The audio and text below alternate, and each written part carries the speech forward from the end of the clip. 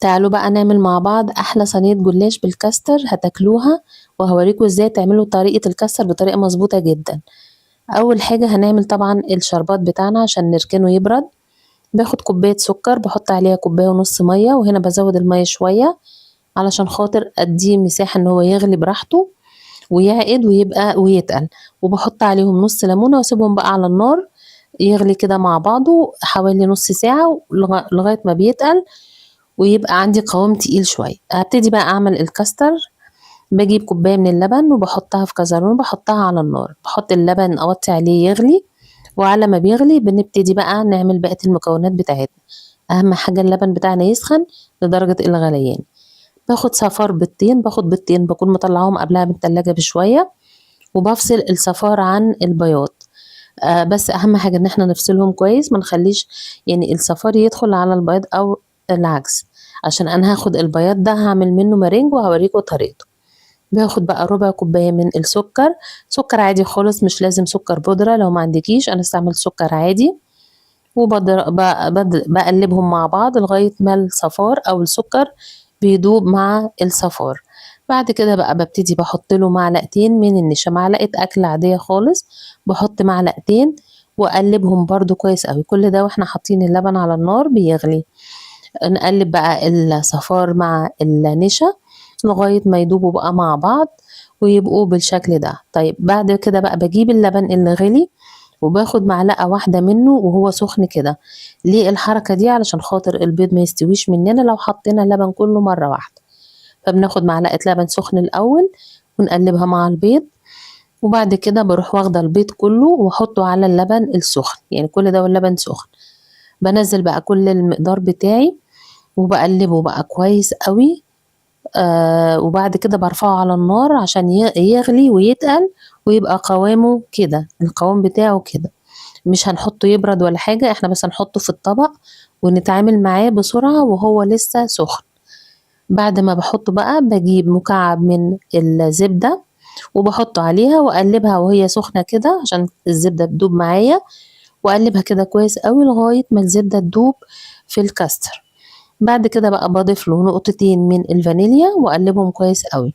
طيب اهم حاجة بقى في الكاستر ان احنا نغطيه كويس، يعني مش تغطيه بس تغطي الطبق من فوق، لا، يعني هاتي ستريتش او كيس بلاستيك نظيف وتغطي الكاستر بحيث ان هو الكيس او البلاستيك او الستريتش يبقى ملامس للكاستر على طول، يعني ما يبقاش فيه اي مساحة للهواء، يعني الكيس فوق الكاستر على طول. معلش انا ما صورتش النقطة دي.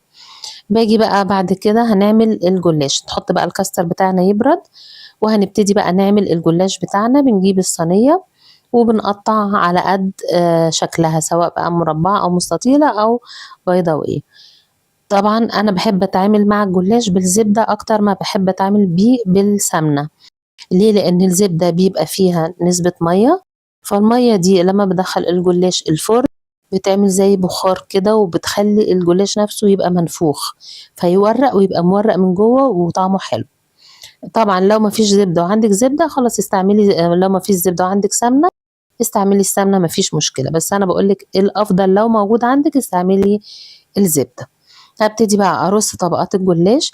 انا هنا في الجلاش الحلو ما بحبش احط بين كل طبقة وطبقة زبدة، يعني أنا مثلا باخد طبقتين 3 كده جلاش واحط ما بينهم زبدة، لكن في الجلاش الحادق بحب احط كل ورقة بينها دهنة خفيفة قوي من الزبدة عشان خاطر الجلاش بتاعي يطلع مورق، اللي هو الجلاش اللي بالجبن او باللحمة المفرومة.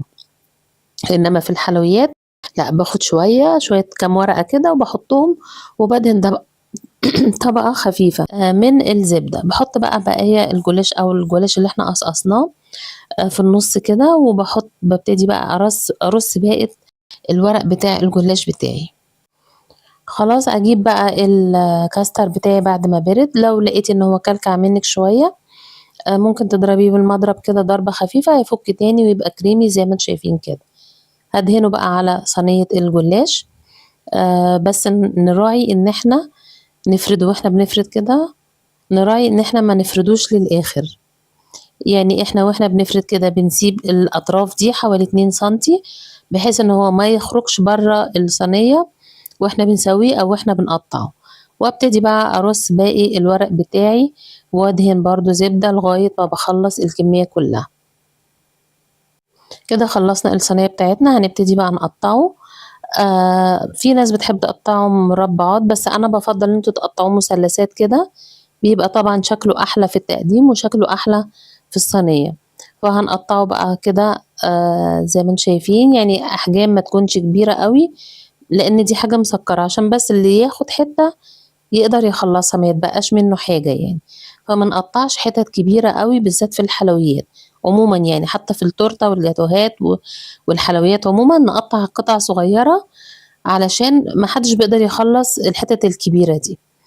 اجي بقى اسقيها بعد ما خرجت من الفرن زي ما انتم شايفين بقى مورقة كده ما شاء الله، ولونها ذهبي. ابتدي بقى اسقيها بالشربات اللي بيرد عندنا، واسيبها لغاية ما تتشرب كده خالص، واطلعه بقى الجلاش ده. كده الجلاش بقى بتاعنا زي ما انتم شايفين، الكاستر بقى جواه طعمه تحفة.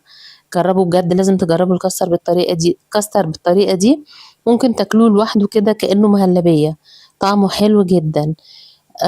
ده كده الجلاش. بصوا بقى هنقطعه، هيتقطع معانا بكل سهولة، لان هو الكاستر خلاه طري من جوه، يعني في طبقة مقرمشة كده من بره، لكن هو من جوه طري زي ما احنا شايفين كده. ده كده بصوا بقى الكاستر تحفة.